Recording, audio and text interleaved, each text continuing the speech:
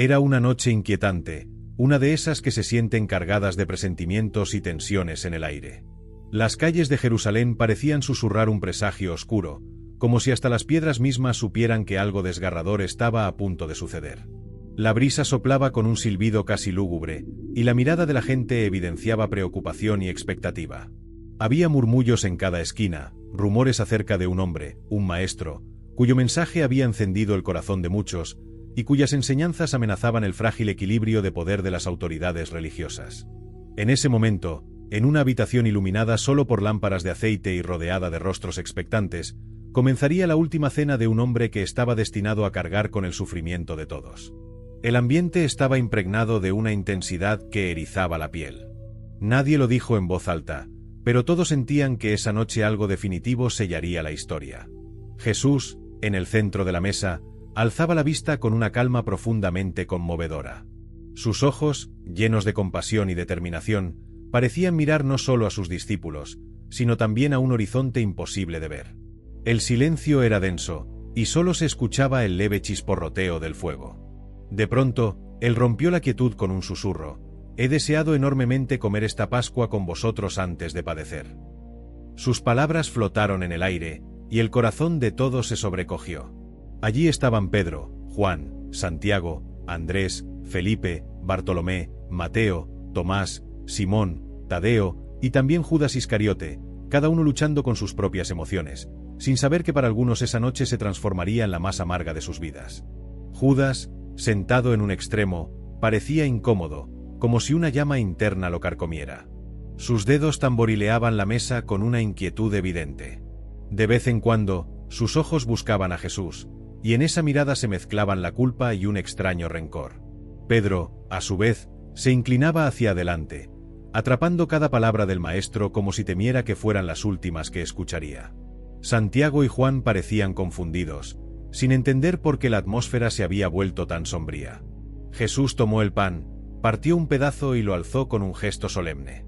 «Esto es mi cuerpo, que por vosotros es dado. Haced esto en memoria de mí». Un escalofrío recorrió a los discípulos, aún sin comprender del todo las implicaciones que encerraban esas palabras. Cada movimiento de Jesús se grababa en sus mentes con un dramatismo excepcional, mientras el dolor futuro comenzaba a gestarse entre los latidos de sus corazones.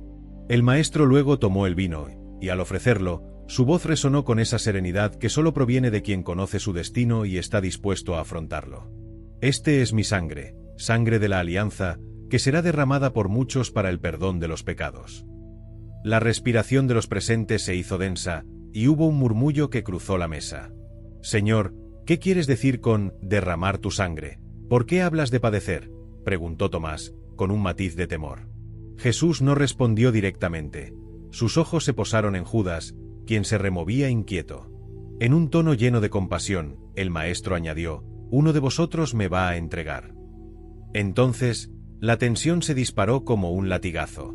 Todos se miraron entre sí con incredulidad y angustia. Pedro se irguió, golpeando su puño contra la mesa. «Señor, eso no puede ser. ¿Quién osaría traicionarte? Dime su nombre y lo detendremos». Judas tragó saliva. Un ligero temblor se notaba en su mandíbula mientras su corazón palpitaba desbocado. El resto de los discípulos murmuraba, unos decían: «¿Seré yo, Señor?», otros guardaban silencio absoluto. Jesús, con la mirada triste, prosiguió: «Aquel que mete la mano conmigo en el plato, ese me entregará. Más le valdría no haber nacido». Judas, haciendo un esfuerzo por mantener la compostura, alzó su voz quebrada: «¿Acaso soy yo, maestro?». Y Jesús, con una infinita compasión en los ojos, asintió suavemente: «Tú lo has dicho». Con esas palabras, un estremecimiento recorrió a todos. Judas se levantó bruscamente, casi derribando su copa, y salió de la sala. Nadie trató de detenerlo. Fue como si un invisible muro de asombro y miedo se hubiese alzado, impidiendo cualquier acto de contención. Una dolorosa certeza calaba en los corazones de los discípulos. Mientras Judas se alejaba, la noche empezaba a envolverlo, devorándolo en sombras que prefiguraban la catástrofe que se avecinaba. Tras la abrupta partida de Judas, Jesús pidió a sus discípulos que oraran. Su voz, aunque apacible, se estremecía con la carga del destino que se cernía sobre él. «Todos vosotros os escandalizaréis de mí esta noche, declaró, dejando una nube de desaliento en la habitación. Pero Pedro, con la voz temblorosa y el ceño fruncido, proclamó: Señor, aunque todos se escandalicen de ti, yo no lo haré jamás. Estoy dispuesto a dar mi vida por ti. Jesús lo miró con un afecto doloroso. Te aseguro, Pedro, que esta misma noche, antes de que cante el gallo, me negarás 3 veces. Pedro sintió un nudo en la garganta. No, maestro. No lo haré, lo juro. Pero en lo profundo de su alma, un temor sin nombre comenzaba a abrirse paso. Llegó el momento de dirigirse al huerto de Getsemaní. Allí, bajo los olivos que se mecían con el viento, Jesús pidió a Pedro, Santiago y Juan que se quedaran en vela mientras él oraba. Su rostro, habitualmente sereno, mostraba ahora una congoja punzante, casi insoportable. Se apartó unos pasos, se arrodilló y elevó una plegaria tan desgarradora que el cielo mismo pareció temblar. Padre, si es posible, aparta de mí este cáliz. Pero no se haga mi voluntad, sino la tuya. Un silencio sobrecogedor envolvió aquel rincón, y la oscuridad se hizo densa, como si el mundo contuviera la respiración. El sudor de Jesús, mezclado con su angustia, caía en gruesas gotas al suelo, semejantes a sangre que presagiaba el sacrificio. Su respiración era entrecortada, y cada latido de su corazón estaba cargado de un indescriptible dolor emocional. Cuando volvió junto a sus discípulos, los encontró dormidos. ¿Ni siquiera habéis podido velar conmigo 1 hora?, preguntó con un tono triste, pero tierno a la vez. Santiago y Juan se despertaron aturdidos, llenos de vergüenza. Pedro frotó sus ojos, intentando comprender la magnitud del sufrimiento que palpitaba en la voz de Jesús. Perdónanos, Señor, el cansancio, no queríamos, balbuceó Pedro, sintiendo que las palabras se le atragantaban. Jesús miró a sus seguidores con una compasión infinita y volvió a retirarse a orar. De nuevo, su alma se vio asaltada por un tormento intenso. Con la frente arrugada por la angustia, repitió: Padre mío, si este cáliz no puede pasar sin que yo lo beba, hágase tu voluntad. Su voz se quebraba en cada palabra, pero la determinación en su mirada se hacía más firme. Fue en ese instante que la noche se iluminó con antorchas temblorosas y el ruido de pasos apresurados. Un grupo de hombres, guiados por Judas, irrumpió en el huerto. Entre ellos se encontraban soldados, guardias del templo y algunos de los sirvientes de los sumos sacerdotes. Judas se acercó con el rostro crispado, conteniendo la respiración, y saludó a Jesús con un beso en la mejilla. «Salve, Rabí». La voz de Judas temblaba, cargada de culpa y pavor.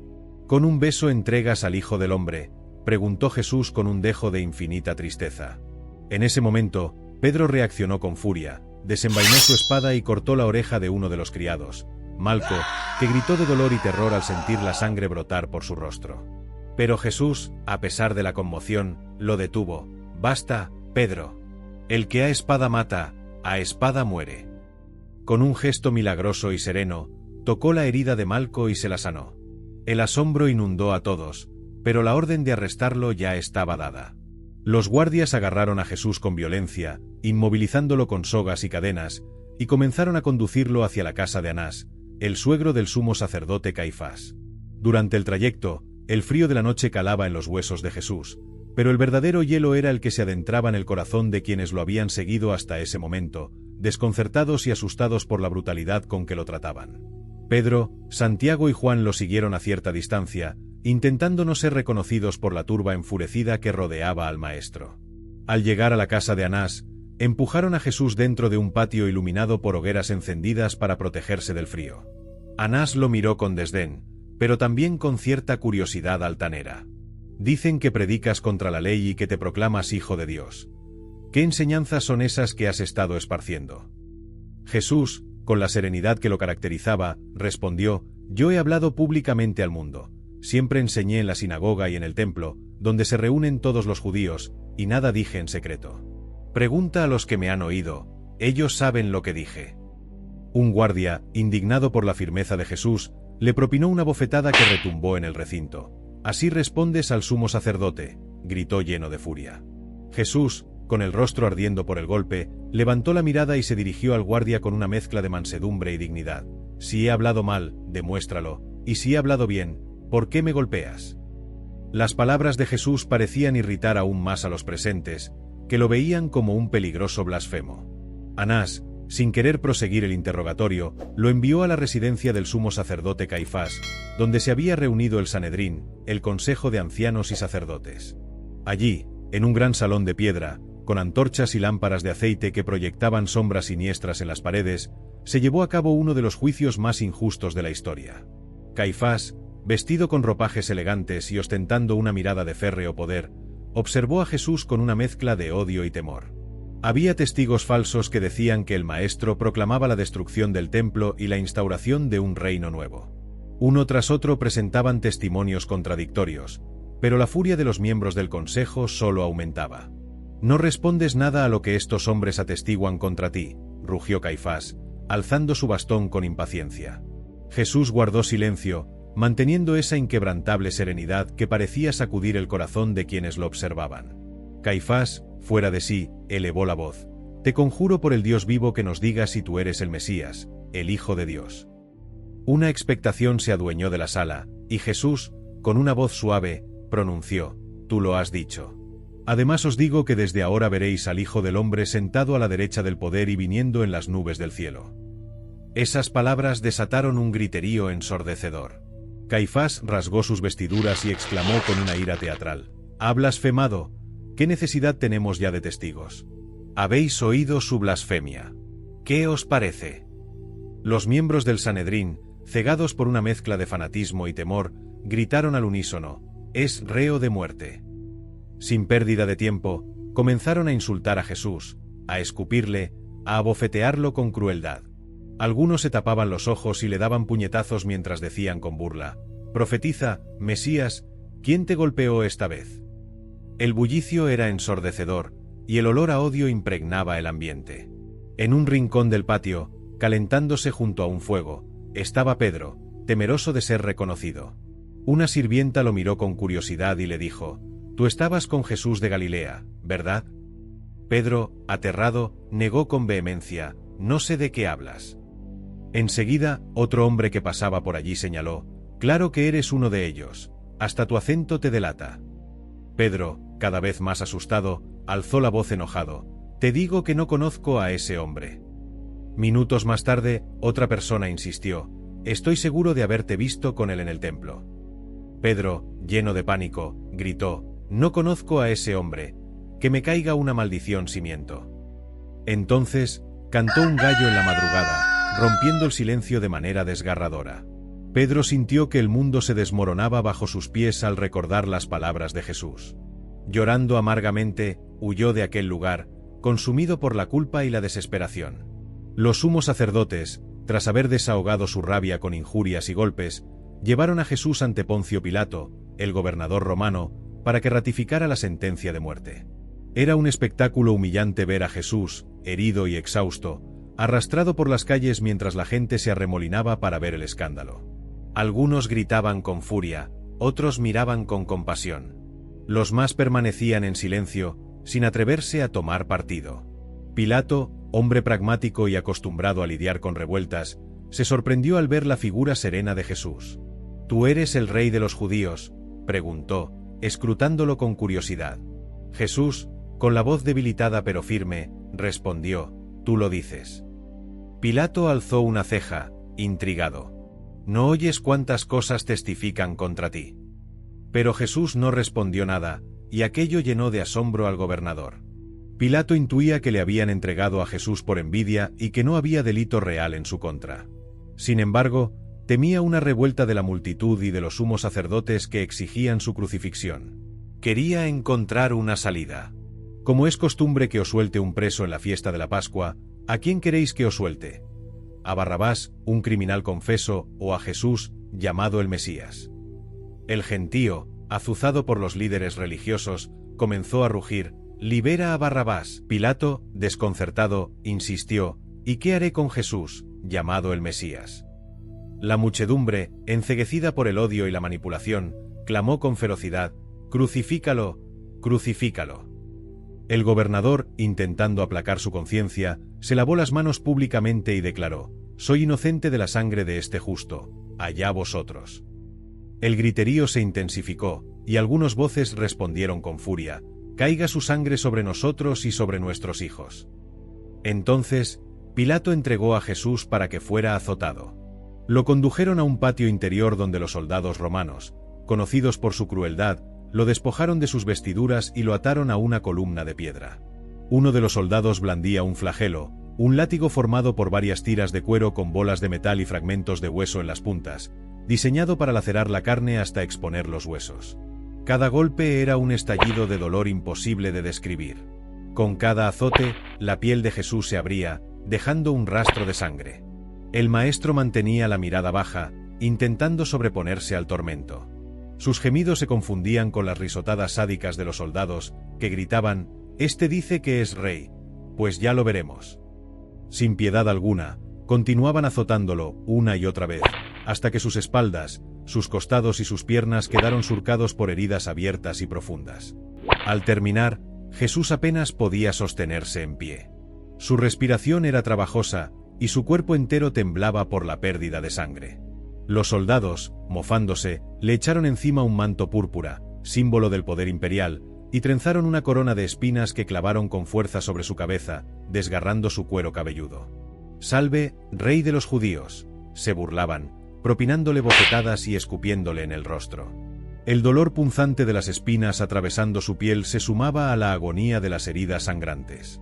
No satisfechos, le pusieron en la mano derecha una caña a modo de cetro y se inclinaban con fingida reverencia, para luego golpearlo con la misma caña sobre la cabeza, haciendo que las espinas se hundieran aún más.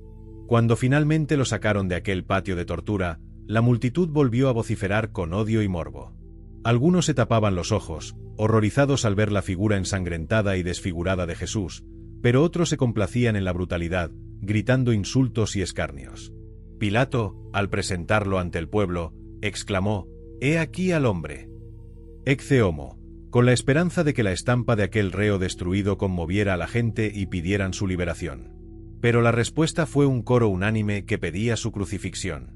Así, el gobernador se rindió a la presión popular y dictaminó la sentencia final: crucifixión. Los soldados obligaron a Jesús a cargar con la pesada cruz de madera por las polvorientas calles de Jerusalén rumbo al Gólgota, lugar conocido como la Calavera. El sol ardiente del mediodía, la sed y el dolor extremo hacían que cada paso fuera un suplicio insufrible. La gente se amontonaba a ambos lados, algunos llorando con desconsuelo, otros burlándose con saña. Los gritos se mezclaban con el llanto y el estruendo de las pisadas. De vez en cuando, Jesús tropezaba y caía al suelo, aplastado por el peso de la cruz y la debilidad de su cuerpo. Un soldado gritaba: «¡Levántate!» y lo golpeaba con rudeza. En uno de aquellos desplomes, un centurión, ante la evidente imposibilidad de que continuara solo, obligó a un hombre llamado Simón de Cirene a que lo ayudara a cargar la cruz. Este hombre, sorprendido y asustado, obedeció sin imaginar que se convertiría en testigo directo del momento más desgarrador de la historia. Llegaron al Gólgota, y allí la tierra parecía impregnada de muerte y dolor. Los soldados lanzaron la cruz al suelo con un estruendo seco, y Jesús fue obligado a tenderse sobre ella. Con golpes certeros y brutales, clavaron sus manos y sus pies al madero. El sonido del martillo contra el hierro y la madera se mezcló con el grito ahogado de Jesús, que se elevó con un eco estremecedor. Cada golpe era un tormento indescriptible, un desgarro físico que desafía toda comprensión humana. La cruz fue levantada, y el cuerpo de Jesús quedó suspendido, sostenido solo por los clavos que penetraban su carne. Un sufrimiento abismal recorría cada fibra de su ser, mientras su sangre goteaba lentamente, tiñendo el madero y la tierra bajo él. A su lado, fueron crucificados dos ladrones. Uno de ellos, con el rostro contorsionado por la agonía y la rabia, gritaba con amargura: «Si eres el Mesías, sálvate a ti mismo y a nosotros». El otro, en cambio, con el aliento a punto de apagarse, miraba a Jesús con arrepentimiento sincero. «Señor, acuérdate de mí cuando vengas en tu reino». Jesús, a pesar del tormento que lo asfixiaba, encontró en su corazón espacio para la compasión. Con una voz apenas audible, le respondió: «Hoy estarás conmigo en el paraíso». Aquellas palabras desprendieron un rayo de esperanza que iluminó brevemente la oscuridad circundante. Al pie de la cruz, algunos soldados seguían mofándose. Se jugaron a los dados la túnica de Jesús y entre risotadas decía que podía destruir el templo y reconstruirlo en 3 días, pero ahora ni siquiera puede salvarse a sí mismo. si eres el Hijo de Dios, baja de la cruz. Los sumos sacerdotes y fariseos que se habían acercado para presenciar la ejecución también gritaban, inflamados de odio: se salvó a otros, pero a sí mismo no puede salvarse. Entre la multitud, algunas mujeres rompían en llanto desconsolado. Entre ellas, María, la madre de Jesús, con el corazón atravesado por un dolor indecible, contemplaba a su hijo retorciéndose en la cruz. Juan, el discípulo amado, se mantenía a su lado, sosteniéndola como podía, intentando compartir una pena que solo la madre de aquel condenado podría entender en toda su magnitud. La respiración de Jesús se hacía cada vez más laboriosa. Cada vez que necesitaba inhalar aire, debía apoyarse en los clavos de sus pies, generando una punzada de dolor tan intensa que le arrancaba gemidos de su garganta reseca. Sentía una sed abrasadora, y exclamó con voz débil: «Tengo sed». Un soldado empapó una esponja en vinagre y la acercó a los labios de Jesús. El sabor amargo y ardiente apenas humedeció su boca seca, pero le permitió articular unas últimas palabras. Un manto de tinieblas cubrió el cielo en pleno mediodía, y el viento comenzó a soplar con furia. El silencio sepulcral que se formó parecía anunciar el instante más trascendental de la historia. Jesús levantó la mirada al cielo y clamó: Dios mío, ¿por qué me has abandonado?». Esa exclamación desgarradora hizo temblar los corazones de quienes lo escucharon. Un escalofrío recorrió las columnas de la tierra, como si hasta la creación se estremeciera ante el sufrimiento de su creador. Unos instantes después, con un hilo de voz, proclamó: «Padre, en tus manos encomiendo mi espíritu». Y finalmente, emitiendo un susurro que resonó como trueno, anunció: «Todo se ha cumplido». En ese momento, inclinó la cabeza y entregó su espíritu. Una gran sacudida agitó el suelo, se resquebrajó la roca del Gólgota, y el velo del templo se rasgó de arriba abajo, como una señal imborrable de que algo infinito y misterioso había ocurrido. El centurión que custodiaba la escena, sobrecogido al ver cómo Jesús había muerto, exclamó con un asombro cargado de respeto: «Verdaderamente, este hombre era el Hijo de Dios». Muchos presentes se golpearon el pecho y se marcharon consternados, sintiendo que una densa sombra de culpa y tristeza se cernía sobre la ciudad. María, incapaz de contener su llanto, se acercó a la cruz junto con otras mujeres, contemplando el cuerpo inerte y desangrado de su hijo. Juan la siguió, sumido en un silencio lleno de dolor y desconcierto. Aún después de muerto, no cesaron los actos de crueldad. Temiendo que los ajusticiados no murieran antes de la puesta de sol, los soldados rompieron las piernas de los ladrones para acelerar su asfixia. Al llegar a Jesús, vieron que ya no respiraba, así que uno de ellos hundió una lanza en su costado, y de allí brotó agua y sangre, testimonio de que su corazón había sido traspasado. El cuerpo de Jesús quedó pendiente en la cruz, cubierto de golpes, heridas y la marca de la lanza que sellaba su sacrificio. Todo el lugar olía a muerte y sangre seca, y un silencio fúnebre se adueñó del Gólgota cuando el sol empezó a declinar, como avergonzado de presenciar semejante injusticia. Al atardecer, un hombre llamado José de Arimatea, miembro respetable del consejo y discípulo secreto de Jesús, se armó de valor y fue a pedir el cuerpo al gobernador Pilato. Sorprendido de que ya estuviera muerto, Pilato accedió. José descendió el cadáver con la ayuda de Nicodemo, que trajo consigo mirra y áloe para ungir el cuerpo. Con sumo cuidado, lo envolvieron en lienzos, llorando y rezando en silencio, abrumados por la magnitud de lo que acababa de suceder. María, rota por el dolor, tocó por última vez el rostro frío de su hijo. El silencio se transformó en un sollozo ahogado que resonaba en los corazones de quienes contemplaban la escena, mientras depositaban el cuerpo en un sepulcro cavado en la roca. El anochecer cayó con un velo de infinita tristeza sobre Jerusalén. Las calles que horas antes habían estado abarrotadas de curiosos, ahora lucían desiertas y cubiertas de un luto invisible. Un aire de derrota y soledad se percibía en cada esquina. Los discípulos, dispersos y temerosos, se refugiaban en lugares ocultos, asimilando la horrible realidad de que el maestro al que habían seguido y amado con devoción y esperanza había sido cruelmente ejecutado como un criminal. Sus mentes no lograban procesar el abismo de sufrimiento que presenciaron, el juicio injusto, el escarnio, la flagelación y, finalmente, la crucifixión, la más cruel de las muertes. Algunas personas, sobre todo aquellas que habían visto los milagros de Jesús y habían bebido de sus enseñanzas, se lamentaban en la intimidad. Otros intentaban seguir con sus quehaceres cotidianos, como si las heridas que sangraban en el espíritu pudieran cerrarse con el simple paso del tiempo.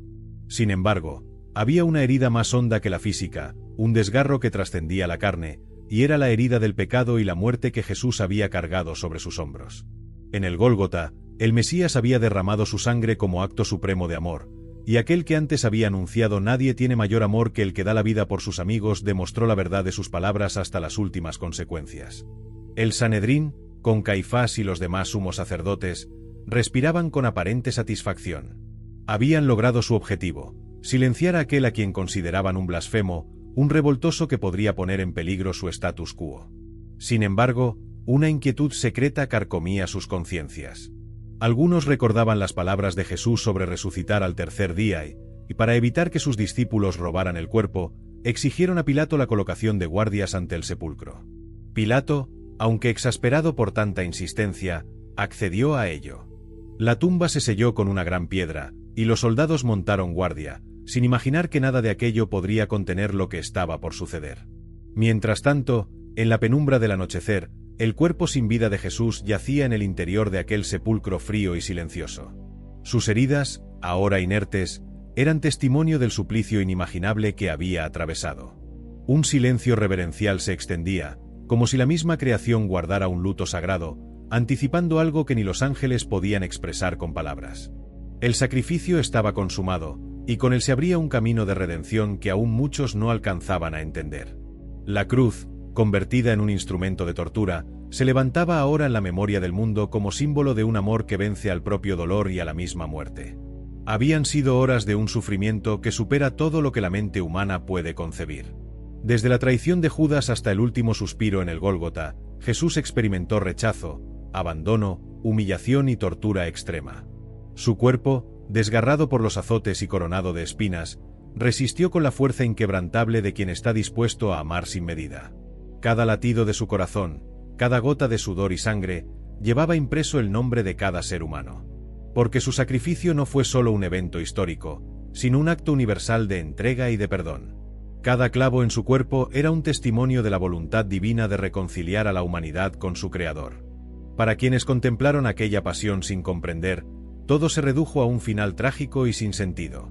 Para quienes habían bebido las palabras de esperanza del Maestro, se abrió la herida de la incertidumbre y el terror. ¿Cómo continuar sin aquel que les había enseñado a amar a los enemigos, a orar con confianza, a llamar Padre a Dios? ¿Cómo vivir el mañana sin el hombre que curaba a los enfermos, que resucitaba a los muertos y que hablaba con la autoridad del mismísimo cielo? Un sabor amargo a derrota se instaló en los corazones de sus discípulos y de los pocos fieles que se mantenían a la expectativa, esperando contra toda esperanza que algo ocurriera. Sin embargo, la noche no tendría la última palabra. En ese instante, la ciudad dormía, los sumos sacerdotes se felicitaban por su aparente victoria, y los soldados vigilaban una tumba silenciosa. Nadie imaginaba que, en las tinieblas, algo infinito y glorioso comenzaba a gestarse. Pero esa historia pertenecería al alba de otro día. Por ahora, el relato de la pasión terminaba en la crudeza de la muerte. Jesús, el Mesías, yacía en el sepulcro, maltratado y crucificado por una humanidad ciega que no reconoció el amor que se había encarnado en su seno. Su sufrimiento era la prueba máxima de un amor que no conoce fronteras ni condiciones, el amor que se da por completo en un acto de fe supremo.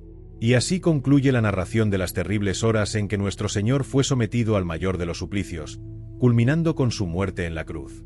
Aquel que sanó a los enfermos y dio de comer a multitudes, aquel que extendió la mano al pecador y defendió al oprimido, aquel que habló de un reino de justicia y paz, fue condenado sin piedad, torturado sin compasión y ejecutado como un malhechor. Su carne lacerada, sus huesos expuestos, su sangre derramada, todo ello fue el testimonio indeleble de una pasión que trasciende los límites de la razón humana. Con cada golpe, con cada clavo, con cada gota de sudor y sangre, se escribía la más sublime historia de amor, tan vasta que abarca a toda la humanidad y se extiende a lo largo de los siglos. Queden grabados en la memoria los rostros de quienes intervinieron: Judas y su beso de traición, Caifás con su ansia de poder, el Sanedrín dominado por la soberbia, Pilato lavándose las manos para eludir su responsabilidad, los soldados romanos cumpliendo órdenes con crueldad y la multitud voluble que clamó «Crucifícalo».